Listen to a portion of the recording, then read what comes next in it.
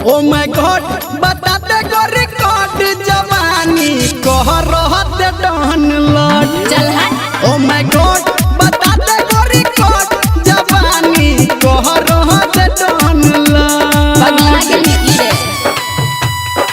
अभी आप सुन रहे हैं धर्मेंद्र निर्मलिया को DJ Sumit Satish DJ Sumit Satish DJ.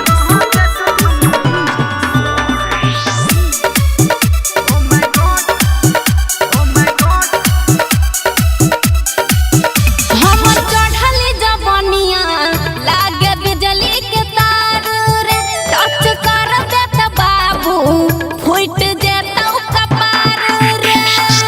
तू छी हीरोइन हमरा अपन बना ले गे हीरो तोरा अगारी में कतेक छौरा गे हीरो। हमरा बुझे न छौरा तू घर के रे बड़। ओ माय गॉड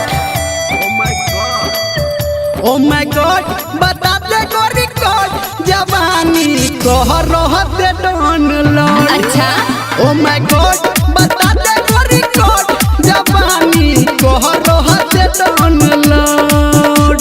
मुहवा चिकन छौ। म्यूजिक बाय ऋतिक रेस।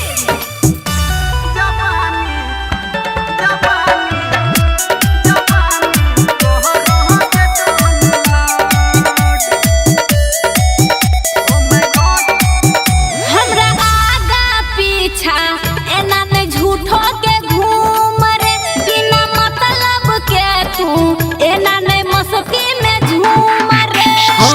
कहे छौ तोरा रानी सुन धर्मेंद्र निरमलिया चुमा दे आई गोरी अपन होट के ललिया। रात सन तूने रोक सुन हमारा रोड।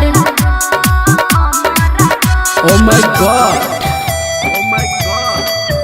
ओ माय गॉड बता दे गो रिकॉर्ड जवानी कह रहत डन लॉर्ड। चल चल। ओ माय गॉड बता दे गो रिकॉर्ड जवानी कह रहत डन लॉर्ड। कर देना।